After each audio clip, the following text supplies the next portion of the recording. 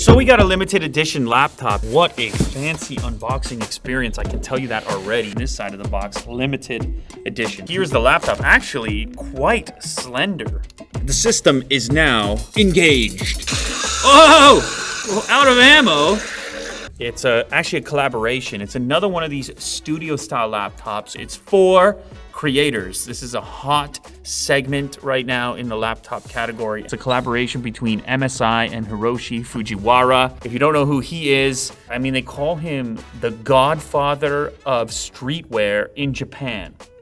They say that he was responsible for bringing rap and hip hop to Japan. After a trip to New York, he was into music. I was on the Wikipedia page. He's a Japanese musician, producer, and designer, born in 1964. This guy's done a lot. What you're gonna see in a moment here is that we have a very unique aesthetic, which is exclusive and limited in this particular case. And it's also probably why this box is a little larger than usual. I think we might have some special goodies on the inside. Now, as far as horsepower is concerned, since it is a creator laptop, it's gonna have to have some RTX stuff. It's also gonna have the latest Intel chips inside. Check his logo, how cool is that? It's like 2 lightning bolts. What a fancy unboxing experience, I can tell you that already looking at this. Look at the color, black, black, black, black. Quadruple black, 16-inch QHD plus, 165 hertz display. Oh yeah, the display is also mini LED in here. It creates a very OLED-like experience. Intel i7 11800H, 2.3 gigahertz. It's an RTX 3060, 6 gigs of video memory, 1 terabyte SSD, 16 gigs of DDR4. It's also got, of course, like Wi-Fi 6 and all the latest stuff that you're gonna want. This is an understated box, but you can kind of tell that something lurks beneath the Creator Z16, and you can see on this side of the box, limited edition. So there's only a certain number of these units that are gonna be available.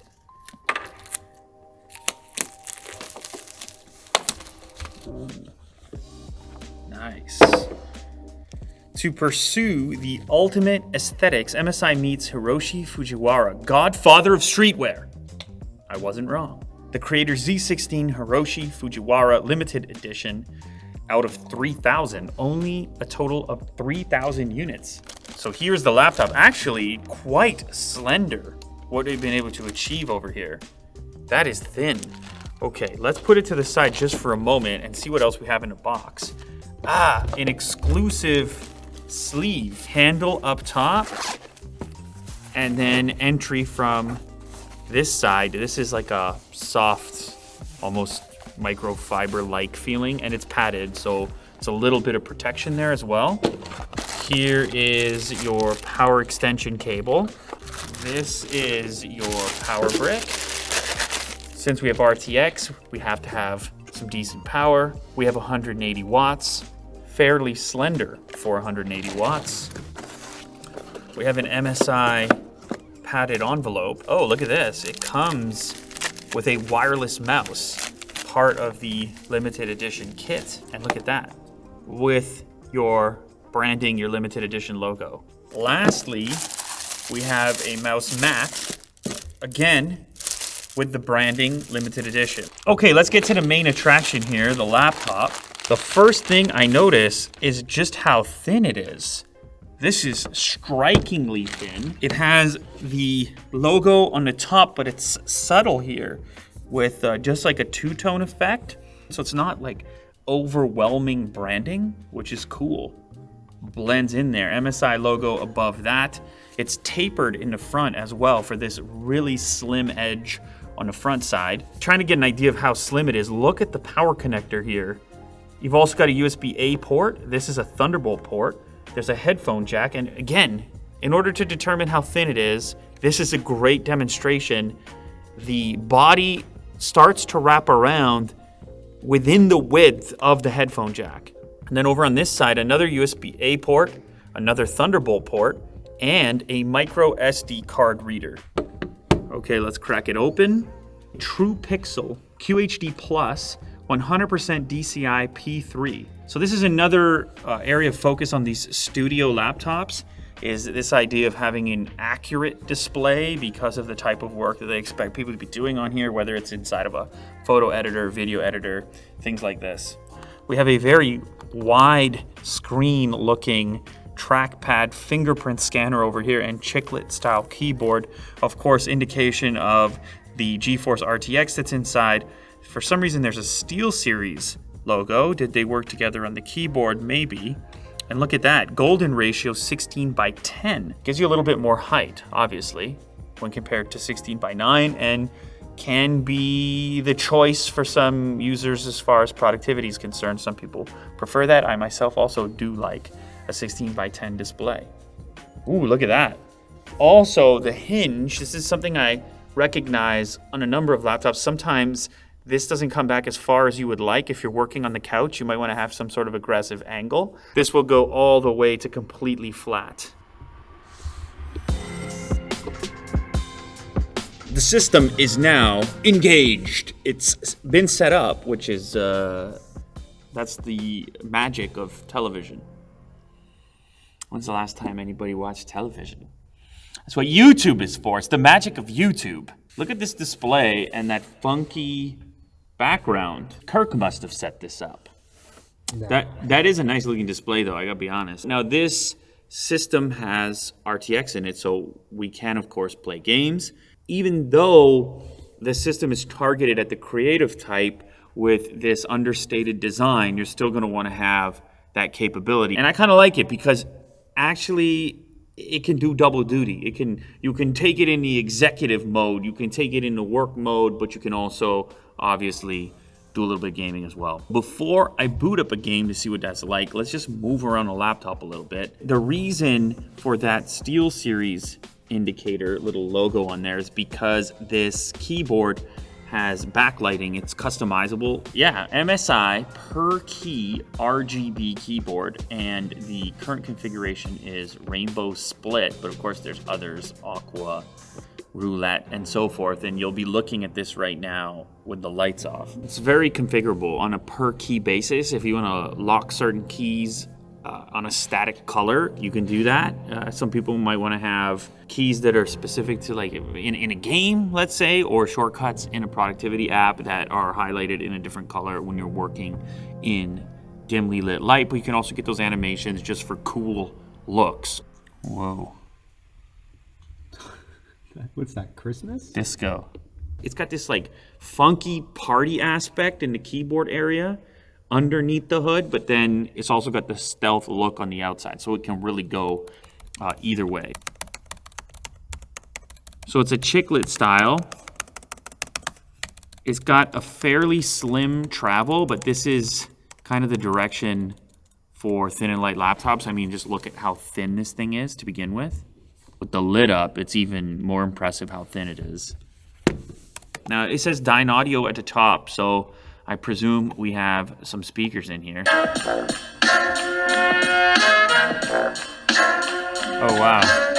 I just found this audio configurator inside of the MSI settings. Check this out.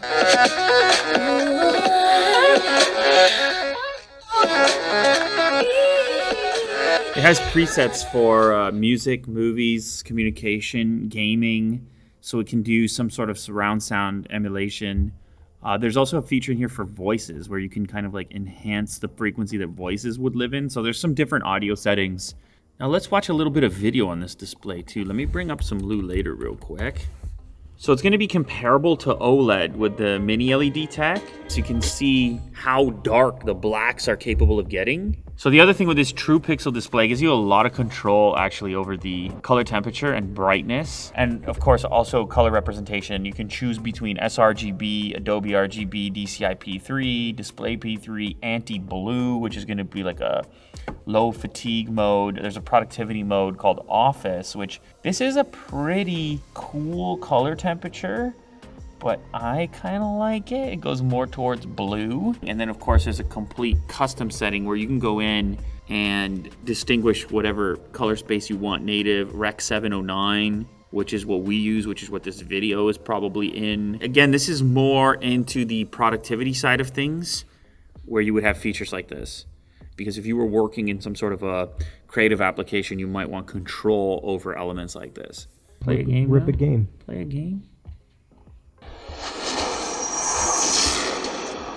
Ooh, actually, I find the sound to be a little bit more invigorating in game here. So like a variety. Is this your profile? That's right. Demon Horde. Like my skin? I just got that skin. The ancient gods won. Oh, that's a dude? Whoa, we got dudes.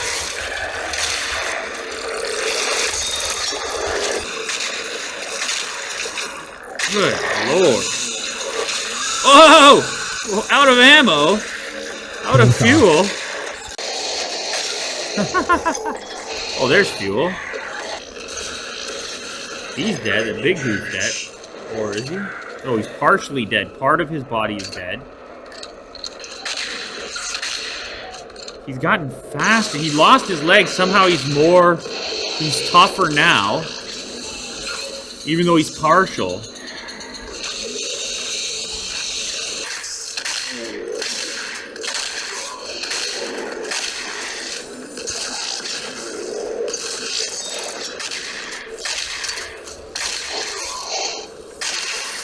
Can I chainsaw big dude or no? No. Only little dude.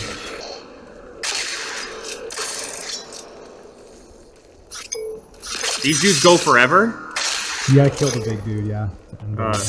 Big dude is dead. Alright, yes sir, ladies and gentlemen, we can game. That game is just... Why don't we learn a little bit more about this specific collaboration? Oh, by the way, the fans are there ever so slightly now. Kind of makes sense. A couple of frames were served up. So let's learn a little bit more about Hiroshi Fujiwara, who was the collaborator on this particular design. He's got a tremendous fan base himself, been doing it for a little while. He's a Japanese musician, producer, and designer, born in 1964. Fujiwara was born in Ise? He moved to Tokyo at 18 and became a standout in the Harajuku street fashion scene. During a trip to New York in the early 1980s, he was introduced to hip-hop. Taking American records back to Tokyo, he became one of Japan's first hip-hop DJs and is credited with popularizing the genre in Japan. He subsequently went into music producing, specializing in remixes. He is known as a godfather of Ura Harajuku fashion, or Yura Harajuku fashion, and is globally influential streetwear designer, including being the pioneer for Nike's HTM line and the Phenom line for Levi's. He launched his first brand, Good Enough, in the late 1980s. Good Enough eventually gave way to a new project, Fragment Design, the brand which Fujiwara dedicates most of his time to as a creative. In 2003, he appeared in the film Lost in Translation. As a musician, he has collaborated with many artists. In 2003, he designed a guitar for Clapton, which was custom made by Martin Guitars for some performances in Japan. After an initial run of 8, Martin built a total of 476 of these ornate black guitars. Another Fujiwara Clapton guitar followed in 2006. In 2008, Fujiwara made a rare public appearance in the US and participated in the Imprint Culture Lab's Cult of Collaboration panel. So we're talking Japanese streetwear is what we're talking. And we're talking about the godfather of Japanese streetwear, or a godfather at least, dating back to the 1980s, the late 1980s. And all these years later, we're talking 2021, we're here with an MSI collaboration and a stealth laptop.